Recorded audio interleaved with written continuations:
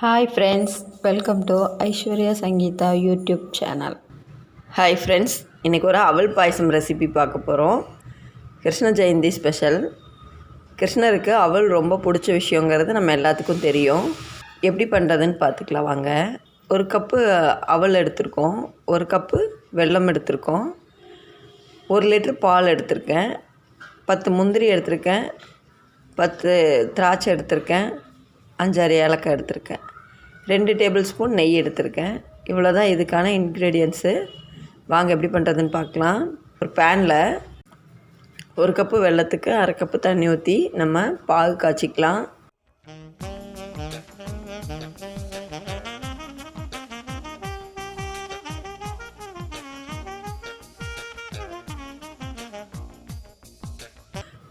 வெல்லம் கரைஞ்சிட்ருக்கு பாருங்கள். 1 cup வெல்லத்துக்கு 1/2 cup தண்ணி ஊற்றி வெல்லத்தை கரைச்சி எடுத்துக்கலாம். நம்ம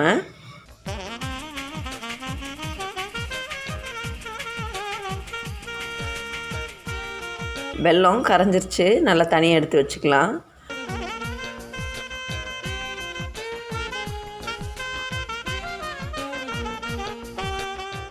ஒரு பேனில் 2 டேபிள் ஸ்பூன் நெய் சேர்த்து முந்திரியும் திராட்சையும் நல்லா வறுத்து எடுத்து வச்சுக்கலாம்.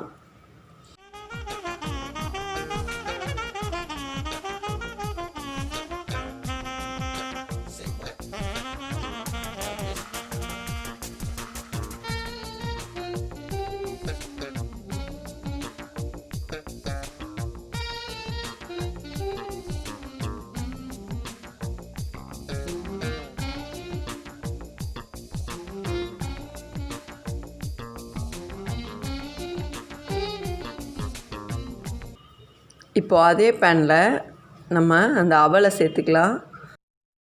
அவல் நல்லா பொரிஞ்சு வரணும். லேஸ் அவல் கிடச்சிச்சின்னா நீங்கள் எடுத்துக்கோங்க. இன்றைக்கி எனக்கு கெட்டி அவல் தான் கிடச்சிருக்கு.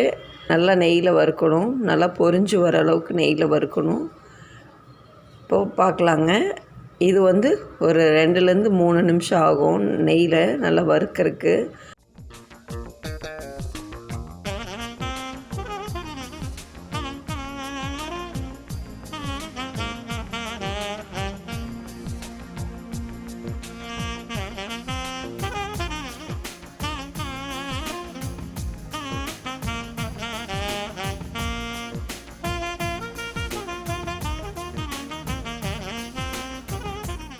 இப்போது பாருங்கள், அவல் வறுபட்டுருச்சு. இந்த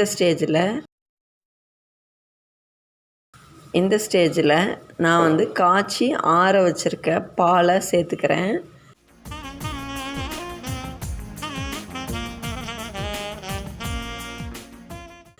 பால் சேர்த்துட்டு ஒரு 5 நிமிஷம் நல்லா கொதிக்கணும். மூடி வச்சு நம்ம நல்லா கொதிக்க வச்சிடலாம்.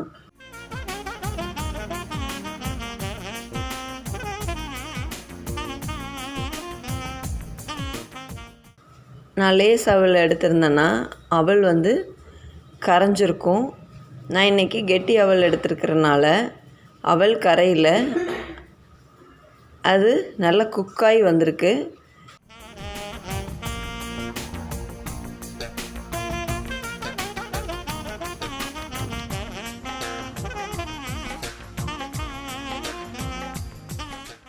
அதோட ஷேப் அப்படியே தான் இருக்குது. அது ஒன்றும் பிரச்சனை இல்லை, நல்லா சாஃப்டாக குக்காக இருக்குது.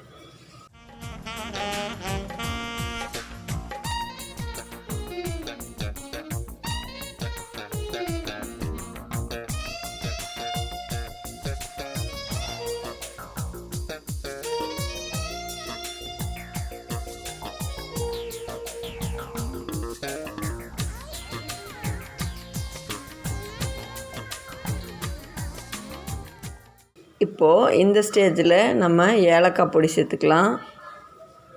அப்புறம் நம்ம பாகு காய்ச்சி வச்சுருக்கோம் இல்லையா, அதை டைரெக்டாக ஃபில்ட்ரு பண்ணி இதிலையே விட்டுக்கலாம்.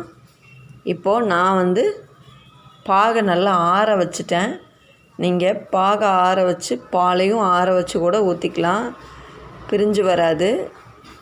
அப்படி டவுட்டாக இருந்துச்சுன்னா உங்களுக்கு பிகினர்ஸ்க்கு தெரியல அப்படிங்கிற பட்சத்தில் நீங்கள் சர்க்கரை கூட, வெள்ளை சர்க்கரை கூட சேர்த்துக்கலாம். இப்போ நான் வெல்லம் சேர்த்துக்கிறேன். ஆற வச்ச வெல்லம் தான் ஃபில்ட்ரு பண்ணி சேர்த்துக்கிறேன். வெல்லம் சேர்த்துட்டு ரொம்ப நேரம் கொதிக்க விடக்கூடாது. இப்போது நான் முந்திரி திராட்சையும் சேர்த்து இறக்கிடலாம். ரொம்ப நல்லா அருமையாக வந்திருக்கு.